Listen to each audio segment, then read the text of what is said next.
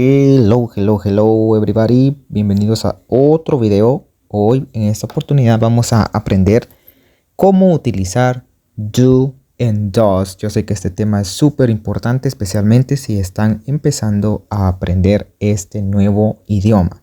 Bueno, primeramente que nada, pues me gustaría comentarles que cuando yo estaba estudiando inglés no conocía mucho de este tema, pero cuando descubrí cómo utilizar do y does, empecé a entender el inglés en gran manera. Entonces voy a tratar la manera de explicarles lo más claro posible para que ustedes también puedan comprender.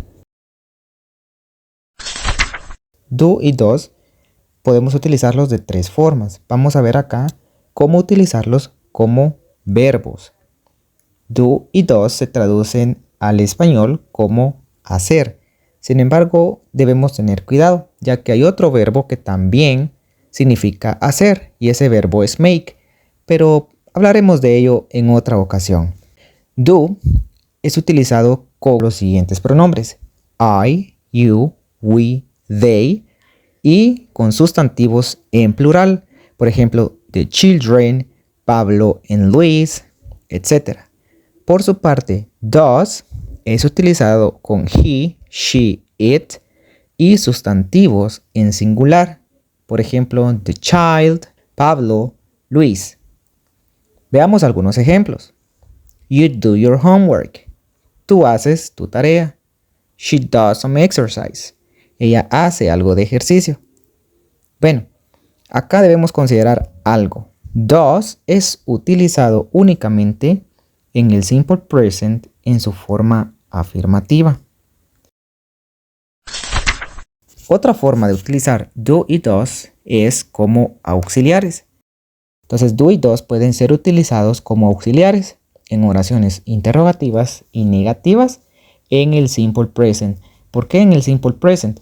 Bueno, hay otras formas de hablar en tiempo presente, entonces es importante tener en consideración el simple present. Bueno, veamos en interrogativo. Do you do your homework? ¿Tú haces tu tarea? Does she do some exercise? Ella hace algo de ejercicio. Acá entonces en la parte interrogativa vamos a utilizar el do al inicio, ¿verdad?, de las oraciones. Lo mismo sucede con does. Los auxiliares van al inicio. Y sí, también podemos ver que si no utilizamos los auxiliares, la oración básicamente queda en una afirmación. De hecho, algunas personas suelen omitir el auxiliar cuando están haciendo este tipo de preguntas. En lugar de decir do you do your homework, simplemente dicen you do your homework. Eso sí, tratan la manera de acentuar para que suene como una pregunta. Acá ya no estamos utilizando does como verbo, ¿sí? ¿Y por qué? Porque en forma interrogativa y negativa vamos a utilizar do como verbo base para todos los sujetos. ¿Qué quiere decir esto? Bueno, dentro de esta estructura tenemos auxiliar, sujeto, verbo, y el verbo es base. Entonces la forma base es do, no does. Entonces acá es algo a tener en cuenta, ¿ok? ¿Y por qué acá tenemos do y do? Bueno, el primero es auxiliar y el segundo es verbo. Bueno, teniendo claro eso, veamos lo siguiente. Do y does en forma negativa necesitan la palabra not. Tenemos por acá do not, que también en contraction se dice don't, does not, doesn't. Bueno, acá quiero hacer un pequeño paréntesis, ya que a veces enfatizamos estas dos palabras pronunciando la letra T. Es decir, don't, doesn't. Pero en ocasiones las personas que hablan inglés no pronuncian la letra T. Es decir, no dicen don't, no dicen doesn't. Únicamente dicen don't, doesn't. ¿A qué se debe eso? Bueno, para hablar un poco más fluido, más rápido, ellos hacen esa contracción. Por eso es importante escuchar diferentes podcasts, música, etc. para poder educar nuestro oído. ¿Y qué significa todo esto en español? Bueno, significa no. Entonces, veamos algunos ejemplos. You don't do your homework. Tú no haces tu tarea. She doesn't do any exercise. Ella no hace nada de ejercicio. Entonces acá tenemos doesn't, ¿sí? Y don't. Y por supuesto el verbo se mantiene en su forma base, que en este caso es do. El tercer uso de do y does es para hacer énfasis. Es decir, do y does se utilizan cuando queremos hacer énfasis o resaltar una palabra o una acción. Do y does pueden ser traducidos en este caso como sí, realmente. Por ejemplo, I do love soccer. Yo sí amo el fútbol o yo realmente amo el fútbol. Acá estamos enfatizando de que sentimos pasión, sentimos amor por este deporte, por el fútbol, ¿verdad? Al no decir do, tenemos I love soccer. Me encanta el fútbol.